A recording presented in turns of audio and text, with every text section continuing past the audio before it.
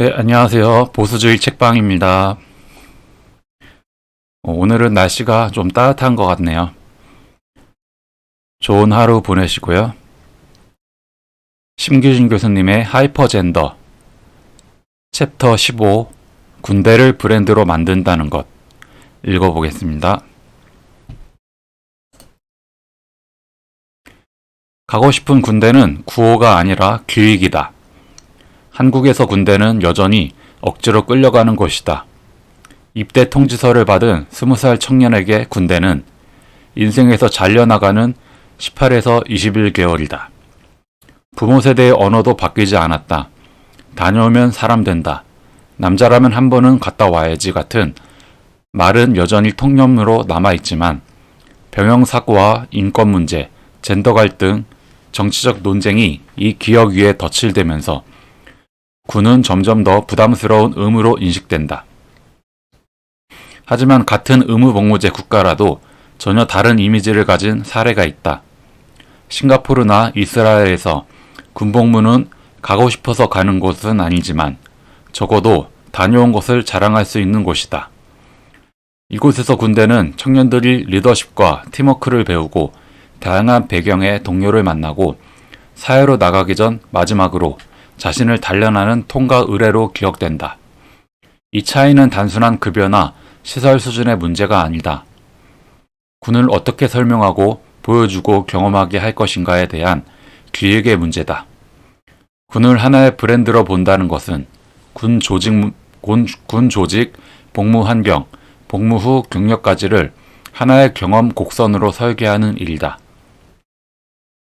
입대, 훈련, 보직, 전역이라는 행정 절차를 넘어 이 시간 동안 우리는 당신에게 무엇을 약속하겠다는 브랜드 약속을 분명히 하는 것이다.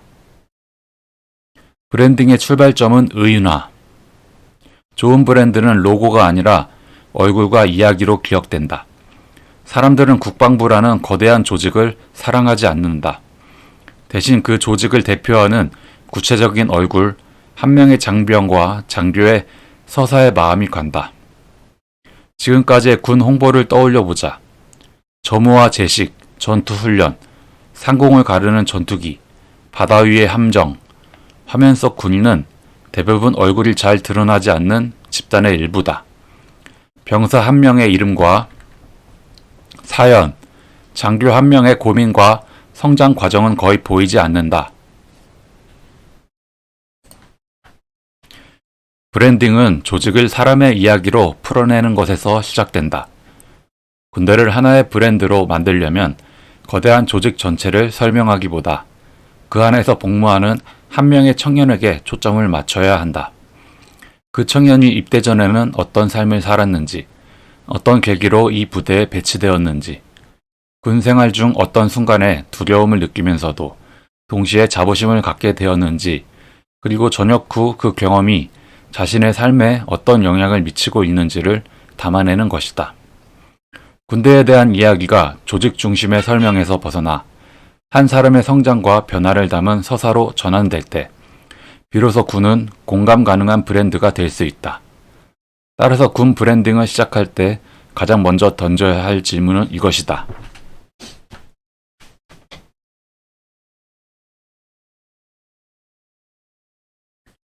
이 조직에서 복무한 청년 한 명의 이야기를 3분에서 5분짜리 영상으로 담는다면 우리는 무엇을 보여줄 것인가? 이 질문에 답하는 과정에도 훈련의 강도, 병영 환경, 부대 문화, 진로 지원, 가족과의 관계 같은 요소들이 단순한 정보가 아니라 한 사람의 이야기를 구성하는 서사적 요소로 재배치되고 그때 비로소 의미 있는 브랜딩이 가능해진다. 고생담이 아닌 성장의 서사. 한국에서 군대 이야기는 대체로 두 갈래다. 하나는 얼마나 힘들었는지에 대한 고난담이고 다른 하나는 남자라면 다녀와야 한다는 의무의 언어다. 2030 세대는 고난의 서사나 희생의 미덕만으로는 설득되지 않는다. 이들은 무엇보다 성장과 효율성을 중시한다. 시간이 얼마나 힘들었는지보다 그 시간을 통해 자신이 어떤 사람으로 변화했는지에 더 큰 의미를 둔다. 따라서 군 스토리텔링의 핵심은 고생했다는 감정적 호소가 아니라 어떻게 성장했는가라는 구체적 변화에 맞춰져야 한다. 훈련 과정에서 실패를 경험하고 다시 도전했던 순간 동기나 후임, 간부와의 갈등을 조정하며 배운 소통의 기술, 분대장이나 작업반장, 중대 임무를 맡으며 처음으로 책임을 떠안았던 경험, 그리고 전역 후 첫 직장이나 학업, 창업 현장에서 군 생활에서 얻은 역량이 실제로 발휘된 구체적인 순간들을 담아내야 한다. 미국에서 네이비실 출신 장교들이 쓴 리더십 책들이 수년간 베스트셀러로 자리 잡은 이유는 그 내용이 단순한 영웅당에 그치지 않고 극한의 압박 상황에서 팀을 이끄는 실용적 원칙으로 번역되어 있기 때문이다. 2030 세대는 감동보다는 적용 가능성을, 미담보다는 실질적 가치를 원한다. 한국군도 마찬가지다. 특수부대 몇 곳만이 아니라 보병, 포병, 공병, 정비, 통신, 의무, 행정 등 각 보직에서 쌓이는 역량이 무엇인지, 그것이 향후 어떤 직무와 연결될 수 있는지를 이야기로 보여준다면 군 복무는 경력의 공백이 아니라 프로필에 쓸 수 있는 경험이 된다. 예비역을 최고의 홍보대사로. 군 브랜딩의 가장 중요한 청중은 일반 국민이기 전에 장병과 예비역이다.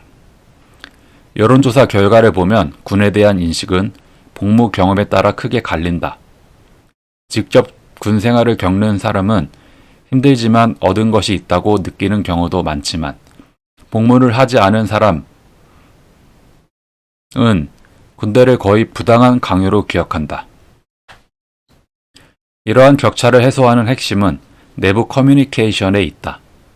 장병들이 자신의 경험을 스스로 정리하고 표현할 수 있는 체계적인 구조가 마련되어야 한다.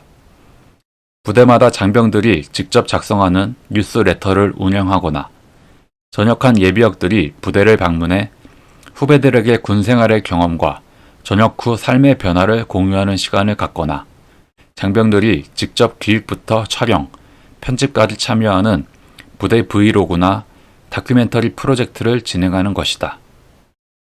이런 활동들은 막대한 예산을 요구하지 않는다. 하지만 내 이야기를 내가 직접 말한다는 경험은 장병 개인에게는 자존감을 심어주고 조직으로서의 군에는 진정성이라는 자산을 남긴다. 외부를 향한 화려한 홍보보다 내부에서 스스로 이야기를 만들어가는 과정이 결국 더 강력한 브랜딩의 토대가 된다. 예비역을 위한 온라인 커뮤니티를 공식 채널과 연결해 복무 경험, 불만, 제안이 모이고 순환되도록 만드는 것도 중요하다. 예비역이 군이 우리의 목소리를 듣고 실제로 바꿔간다고 느끼는 순간 그들은 군의 가장 강력한 홍보대사로 변한다. 군대에 대한 사회적 평판은 예비역의 입에서 나온다. 복무 1년 반 동안 아무리 광고를 잘해도 전역한 뒤 다시는 돌아가기 싫다는 한마디가 모든 노력을 무너뜨릴 수 있다. 브랜딩의 핵심은 결국 내부 설득이다. 디지털 미디어 시대 콘텐츠가 곧 군 이미지다. 지금 10대, 20대는 군대가 어떤 곳인지 TV 다큐멘터리가 아니라 유튜브, 틱톡, 커뮤니티 후기로 배운다. 과거 군대 관련 예능 프로그램이 군 이미지 개선에 효과를 보였던 것은 실제 군 생활의 디테일을 그대로 보여줘서가 아니라 연예인들이 낯선 환경에서 시행착오를 겪으며 성장하는 이야기를 설득력 있게 구성했기 때문이다. 이제는 군이 수동적으로 외부 콘텐츠에 의존할 것이 아니라 스스로 콘텐츠를 생산하는 주체가 되어야 한다. 신병교육대 입소부터 전역까지의 전 과정을 추적하는 리얼 다큐멘터리 시리즈, 병사와 부사관, 장교, 군무원, 여군 등 다양한 입장의 사람들을 인터뷰한 콘텐츠, 해외 파병 현장이나 재난구조 활동, 연합훈련 뒤에 숨겨진 이야기들, 병영 생활 적용을 돕는 실용정보, 진로상담, 그리고 군대에서 배운 것을 전역 후 어떻게 활용했는지에 대한 후일담까지 이런 콘텐츠가 지속적으로 축적되면 군대는 더 이상 아무도 모르는 미지의 공간이 아니라 대략 어떤 곳인지 알고 있는 곳으로 변모한다. 두려움은 정보가 없는 빈자리에서 자라나기 때문이다. 알려지지 않은 것은 상상으로 채워지고 그 상상은 대개 부정적이다. 중요한 것은 포장보다 진솔함이다. 지나치게 미화된 홍보 영상은 금세 간파된다. 오히려 군대의 힘든 점, 고치려는 시도, 실제 변화의 속도를 솔직하게 보여주는 쪽이 신뢰를 얻는다. 뉴 미디어 세대는 광고 같다는 느낌을 받는 순간 들어가기를 누른다. 해외 사례가 던지는 힌트들. 이스라엘, 북유럽 몇몇 국가는 이미 군 경험을 사회적 자산으로 만드는데 성공한 사례로 꼽힌다. 이스라엘에서는 군 복무를 마친 청년들이 스타트업 창업과 하이테크 산업의 핵심 인력으로 성장한다. 특수부대, 정보부대 출신이라는 경력은 하나의 브랜드처럼 작동한다. 군에서 배운 침착한 임기응변, 팀워크는 투자자와 기업에게도 신뢰를 주는 요소다. 노르웨이와 스웨덴 등은 남녀 모두를 징집 대상에 포함시키되 체력, 적성, 면담을 통해 선발된 인원만 복무시키는 방식을 택했다. 여성 징병제는 단지 병력 보충책이 아니라 성역할 고정관념을 깨는 군 조직의 리브랜딩이기도 했다. 복무를 마친 여성 장병들의 사회 참여율과 리더십 진출 비율이 상승했으며 군 경험이 있는 여성은 공공부문과 민간부문 모두에서 위기 상황에 대한 대응 능력이 입증된 인재로 평가받고 있다. 한국군이 이 사례를 그대로 적용할 수는 없지만 핵심적으로 참고할 지점들이 분명히 존재한다. 사회가 군 복무 경험을 어떤 가치로 인정하고 대우하는지, 그 경험을 설명할 때 어떤 언어와 프레임을 사용하는지, 그리고 제도와 문화가 이를 실질적으로 어느 수준까지 뒷받침하고 있는지가 중요하다. 결국 군 브랜딩은 단순히 이미지를 개선하는 마케팅 차원의 문제가 아니다. 내부의 제도적 변화와 사회적 보상 체계가 함께 움직여야 비로소 실질적인 의미를 갖는다. 좋은 이야기는 좋은 현실에서 나오고 그 현실은 제도와 인식이 함께 만들어간다.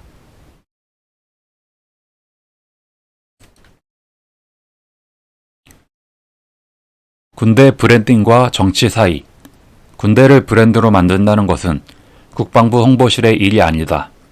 징병제 개편, 여성 징병제, 군 가산점, 장병 급여와 복지, 전역 후 경력 인정 문제는 모두 정책의 언어이면서 동시에 서사의 언어다. 7장에서 보았듯 2030 남성에게 군대는 공정과 역차별, 젠더 갈등이 한꺼번에 얽혀있는 민감한 공간이다. 이 감정을 방치하면 군은 계속해서 불평과 냉소의 상징이 되겠지만 그 감정을 인정하고 제도와 이야기를 통해 풀어낸다면 군은 오히려 공정과 책임 윤리를 회복하는 출발점이 될 수 있다.